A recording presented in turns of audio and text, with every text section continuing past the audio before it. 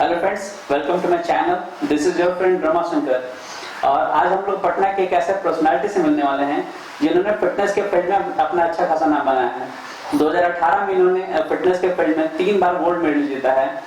2019 में इन्होंने mister Bihar title को विन किया और साथ साथ पटना क्लासिक टाइटल को इन्होंने विन किया है। तो आइए मिलते हैं उस शख्स से जो किसी परिचय के मोहताज नहीं है। वो कोई और शख्स नहीं है, वो है हमारे प्यारे मनीष भैया। तो भैया आपका इस शो में बहुत बहुत स्वागत है। Thank you so much, Tama, and I'm very happy that you invited me in your show, and thanks a lot.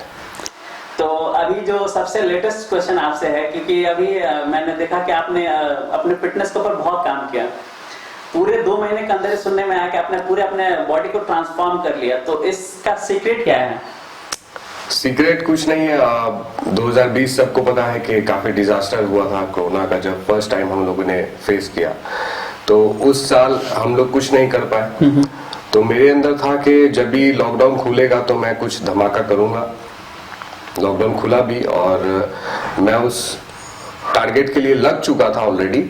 तो मुझे और या किसी को मालूम नहीं था कि सेकेंड टाइम भी ये लॉकडाउन का सीन होने वाला है, बट वो हो गया अनफॉर्चुनेट। मुझे ऐसा लगा कि रुकना is not an option, you know. और कभी भी अगर आप किसी लक्ष्य के लिए लगें तो रुकावटें तो हमेशा आती रहती हैं। कभी भी लाइफ में सिचुएशन ऐसा नहीं होता कि वो हमेशा आपके ही अनुकूल हो।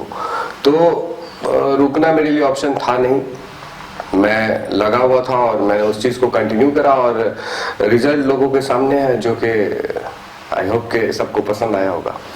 बिल्कुल पसंद आया। तो सबसे पहला सवाल लोगों का यही हो सकता है आपसे, इस लुक को जो आपने अचीव किया है 2 महीने के अंदर, क्योंकि 2 महीने में आपने पूरे बॉडी को ट्रांसफॉर्म करके 6 पैक एब्स बना लिया, जो कि आम इंसान के लिए पॉसिबल नहीं है। तो इसका सीक्रेट क्या है?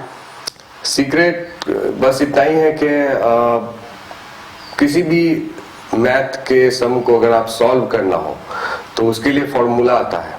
तो फॉर्मूला अगर आप अप्लाई करते हैं तो वो इजीली सॉल्व हो जाता है। तो जस्ट लाइक सेम कि एक फॉर्मूला है ये आपका के focus mind with dedication and जो डाइट है प्रॉपर टाइम पे लेना है, वर्कआउट एवरीडे करना है और बिल्कुल फोकस्ड होके करना है without any cheating, you know. तो वो एक आई थिंक एक फॉर्मूला है सीक्रेट को प्राप्त करने का, एब्स को प्राप्त करने का या अच्छी पर्सनालिटी को प्राप्त करने का। लेकिन ये भी है कि अगर कोई बिगनर चाहेंगे कि 2 महीने में वो चीज अचीव कर लूं तो that is not possible, because के उसके पीछे मेरी 13 साल की मेहनत है। 13 साल मैंने अपने बॉडी को समय दिया, मसल के को मैच्योर किया है, नो। तो मसल मैच्योरिटी आने में थोड़ा समय लगता है, वक्त लगता है। और एक बार जब आपका बॉडी यूज्ड टू हो जाता है तो आप उसके साथ कुछ भी खेल सकते हैं। मगर एक और जो सवाल है जो लोग अक्सर पूछते हैं कि हम लोग क्या खाएं कि हमारा बॉडी आपकी तरह हो। हाँ। तो उसका आप उसके बारे में कुछ बताना चाहे तो बता सकते हैं। Eat clean, eat very clean diet. Like हमारे बॉडी को बहुत सारे न्यूट्रिशंस की जरूरत होती है, जिसमें कार्ब है, गुड फैट है, प्रोटीन है, बहुत सारे माइक्रोज हैं, यू नो, मिनरल्स, फाइबर्स। तो ये सारी चीजों से हमारा बॉडी चलता है। तो क्लीन डाइट खाएं। इंडिया का कल्चर है कि हमारे फूड में कार्बोहाइड्रेट सोर्सेज ज्यादा हैं, फैट सोर्सेज ज्यादा है। तो उस चीज को बिल्कुल अवॉइड करना है। कार्बोहाइड्रेट आपको उतना ही कंज्यूम करना है जिसको कि आप एनर्जी में यूज कर सके। Carbohydrate is the source of energy, you know. So आप जितना एनर्जी यूज कर रहे हैं पूरे दिन में, जो एक कैलकुलेशन, कैलोरीज कैलकुलेशन जिसको बोलते हैं, उतना कैलोरीज आपको, उतना कार्बोहाइड्रेट आपको कंज्यूम करना है। मैक्सिमम आपको कोशिश करना है प्रोटीन लेने के लिए, ताकि आपका मसल्स जो है वो ग्रो कर सके और फाइबर्स रहेंगे, माइक्रोज रहेंगे। तो इट्स वेरी सिंपल कि आप क्लीन डाइट खाएं। बाहर के जंक फूड या मीठा या ऑयली, इन सब चीजों से आपको दूर रहना है। एक और जो बहुत सारे लोग सवाल पूछते हैं, क्योंकि हमारे भी दोस्त हैं जो इस फील्ड में इंटरेस्ट रखते हैं, बॉडी बिल्डिंग के फील्ड में, तो उनका अक्सर सवाल होता है सप्लीमेंट को लेकर के। तो बहुत सारे लोग कंफ्यूज रहते हैं कि एक मेरा फ्रेंड है, वो बोलता है कि नहीं खाना चाहिए, बॉडी के लिए हार्मफुल है। तो आप इसके बारे में क्या लोगों को सही गाइडेंस देना चाहेंगे? बहुत सारे इंडिया में लोग हैं जो कि हॉस्पिटल में एडमिट होते हैं कुछ ना कुछ डिजीजेस की वजह से। उसमें से कुछ ऐसे प्रतिशत मुझे दिखाइए जो कि सप्लीमेंट के वजह से ही एडमिट हुए हों, वेरी फ्यू परसेंटेज, वो भी डुप्लीकेट या पायरेटेड खाए होंगे तो उस वजह से हुए होंगे, अदरवाइज ऐसा सप्लीमेंट का केस नहीं आता है। तो कुछ भी अगर आप नॉर्मल फूड में भी अगर आप ज्यादा एक्सेस खाएंगे या आपका फूड क्वालिटी खराब हो तो आप वैसे भी बीमार पड़ने वाले हैं। सप्लीमेंट को आप बोल सकते हैं कि it's need of your body. Supplement जो है वो हमारे बॉडी की जरूरत है। और अगर आप प्रोटीन इमेजिन करें कि आपको 140 ग्राम प्रोटीन एक दिन में इंटेक करना है, तो वो 140 ग्राम प्रोटीन आप कतई नहीं खा सकते नेचुरली। अगर आप उस चिकन के जरिए या अंडे के जरिए अगर आप कोशिश करते हैं तो आपको huge amount of chicken and eggs and whatever आपको खाना पड़ेगा। प्रोटीन या सप्लीमेंट जिसको हम लोग बोलते हैं, सप्लीमेंट बहुत सारे प्रोडक्ट में आते हैं, काउंट होता है वो, इट्स नॉट ओनली प्रोटीन, बहुत सारे सप्लीमेंट आते हैं। तो बेसिकली जब हम वर्कआउट करते होते हैं या वर्कआउट के बाद जो फास्ट रिकवरी न्यूट्रिशंस की जरूरत होती है वो हमें सिर्फ और सिर्फ प्रोटीन सप्लीमेंट से ही प्राप्त हो सकता है। उसका फिर नेचुरल कोई फूड से कोई सब्स्टिट्यूट नहीं हो सकता। इसलिए आप देखते होंगे कि एथलीट की बॉडी और एक नॉर्मल लोग की बॉडी में थोड़ा सा आप डिफरेंस देख सकते हैं। तो ये एक है। मेरा जो नेक्स्ट सवाल है ये आपसे इसके पिछले क्वेश्चन से ही जुड़ा हुआ है जी। जो हम लोग बात करें बॉडी बिल्डिंग, बहुत सारे लोग सोचते हैं कि बॉडी बिल्डिंग अच्छी चीज नहीं होती है। जैसे उनका क्वेश्चन ये होता है कि जब हम इस चीज को छोड़ देते हैं हमारे बॉडी के अंदर पेन होता है या हमारे मसल के लिए अच्छा नहीं होता है या हमारे जॉइंट्स के लिए अच्छा नहीं होता है। तो आप क्या कहना चाहते हैं इसके बारे में? अगर आप खाना छोड़ दें तो आपको कैसा फील आएगा, कैसा फील होगा? अच्छा नहीं लगेगा। तो ऑब्वियसली आप वर्कआउट को भी अपने रेगुलर लाइफस्टाइल में ऐड क्यों नहीं करना चाहते? जब ह्यूमन या किसी भी एनिमल का क्रिएशन हुआ, जब गॉड ने हमें बनाया, तो व्यायाम यानी एक्सरसाइज जो है वो हमारे लाइफ का हिस्सा रहा है। समझिए इस बात को, हमारे लाइफ का वो हिस्सा रहा है। जैसे हम लोग खाते हैं या बाकी की दिनचर्या के काम करते हैं तो एक्सरसाइज भी ये हमारे लाइफ का रूटीन है, इसे हमें भागना नहीं चाहिए। तो जब हम भी अपने वर्कआउट पे काम करते हैं, हम अपने शरीर पे काम करते हैं, एक्सरसाइज करते हैं, तो हमारी बॉडी को उस चीज की आदत हो जाती है। तो उस आदत को आपको कंटिन्यू करना होगा। अगर आप छोड़ते हैं तो होता क्या है कि मेटाबॉलिज्म जो है वो आपका खराब होने लगता है और फिर आप खाना कंज्यूम करते हैं तो वो फैट में कन्वर्ट होता है, तो उसकी वजह से वो साइड इफेक्ट दिखता है। तो वर्कआउट छोड़ना is not an option, is not an good option. Next question पर आते हैं जो इस बॉडी बिल्डिंग के सेक्टर से रिलेटेड है, इसका फ्यूचर, कि हमारे पटना के अंदर इतने रिसोर्सेज नहीं है कि लोग बॉडी बिल्डिंग के फील्ड में आगे जा सकते हैं। तो आप पटना के अंदर बॉडी बिल्डिंग को किस तरह से देखते हैं, उसका फ्यूचर क्या है आपके अकॉर्डिंग? इसमें मैं पर्सनल अपनी राय यही दूंगा कि मुझे भी बहुत ही एफर्ट लगाना पड़ा अपने आप को आगे बढ़ाने के लिए या कुछ नया करने के लिए। मैं हमेशा आप लोग को बता देना चाहता हूँ, ऑडियंस को भी मैं बता देना चाहता हूँ कि मैं हमेशा कुछ क्रिएटिव करने की कोशिश करता हूँ और जिससे लोग प्रभावित हों।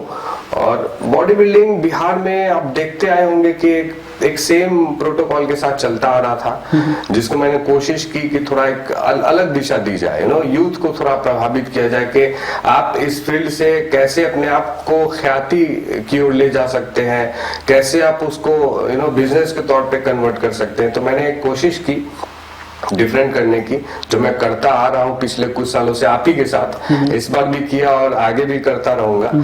तो बिहार में बहुत कमियां हैं। यहाँ पे लोग लेग पुलिंग ज्यादा करते हैं और ऐसा नहीं है कि इंडस्ट्रियल लोग नहीं है, बिजनेसमैन लोग नहीं है, काम नहीं है, बहुत है, but I don't know why कि ध्यान नहीं देते हैं लोग यहाँ पे। अगर आप दूसरे सिटीज में देखें, मुझे इवन इस बार बहुत सारे कॉल्स आए बाहर से, मुंबई से भी आए, दिल्ली से भी आए और काफी अच्छे प्रोफाइल के लोगों के आए, तो उन्होंने काफी अप्रिशिएट किया। तो मुझे इस बात की कमी खली, मैंने इस चीज को काफी मिस किया कि बिहार में ऐसा नहीं हुआ। बिहार में एक कॉल भी मुझे किसी भी नोन पर्सन है, बहुत सारे लोग हैं मुझे जानने वाले, तो ऐसा नहीं हुआ कि फोन करके दे अप्रिशिएट कि no you have done such a fantastic job, you know. तो ऐसा कुछ नहीं। तो बिहार में है भी पिछड़ापन, और बिहार में है वो मेंटेलिटी में थोड़ा सा वो सोच में है वो फर्क जो कि चेंज होना चाहिए। और आप मेहनत करते रहे, मेहनत करने से क्या होगा कि वो रूल भी चेंज होगा एक ना एक दिन, डेफिनेटली। तो जो लोग जैसे आपकी तरह बनना चाहते हैं, क्योंकि आपको वो देखते हैं, आपको देख करके इंस्पायर होते हैं, बॉडी बिल्डिंग करना चाहते हैं, अच्छा फिजिक बनाना चाहते हैं, तो आप उनको क्या मैसेज देना चाहेंगे? सबसे पहले अपने अंदर की प्रतिभा को पहचानना जरूरी है। मैंने पहचाना अपने अंदर की प्रतिभा को। मुझे ऐसा लगता है कि इसके अलावा शायद क्या कुछ मैं कर पाता। लॉकडाउन में तो नहीं कर पाया, तो मुझे नहीं लगता कि मैं इसके अलावा और कुछ कर पाऊंगा या कर सकता हूँ। तो सबसे पहले अपने अंदर की प्रतिभा को समझिए। बहुत सारे लोगों की बॉडी ऐसी है जो कि सालों साल भी अगर वो अपने ऊपर काम करे वो फिट रह सकते हैं, बट वो चाहेंगे कि एक अच्छे एथलीट के रूप में उभर के आए, तो वो उनके साथ पॉसिबल नहीं हो सकता। वो उस फ्रेम को अचीव नहीं कर पाएंगे। और आजकल जो बहुत चेंज हो चुका है इस फील्ड में, काफी चेंजेस आ चुके हैं। मतलब क्वालिटी निखर के आ गया है अब अभी। तो सबसे पहले आप अपने क्वालिटी को जानिए, क्योंकि अगर आप समय पैसा देते जाएंगे और एक समय आएगा जब आप वहां पे सोचेंगे कि यार मैं कर भी नहीं पा रहा और आपके पास ऑप्शन भी नहीं रहेगा, तो आप सर्टिफिकेशन करके एक अच्छा कोच बन सकते हैं, बट एथलीट बनने के लिए आपको अपने बॉडी को रीड करना होगा कि आपकी बॉडी रिएक्ट करती है या नहीं करती। तो आप कैसे, मतलब लोग कैसे जानेंगे कि मेरी बॉडी अच्छे से रिएक्ट कर पा रही है, नहीं कर पा रही है? अच्छा डाइट और अच्छा वर्कआउट आप कंटिन्यू कुछ साल कीजिए।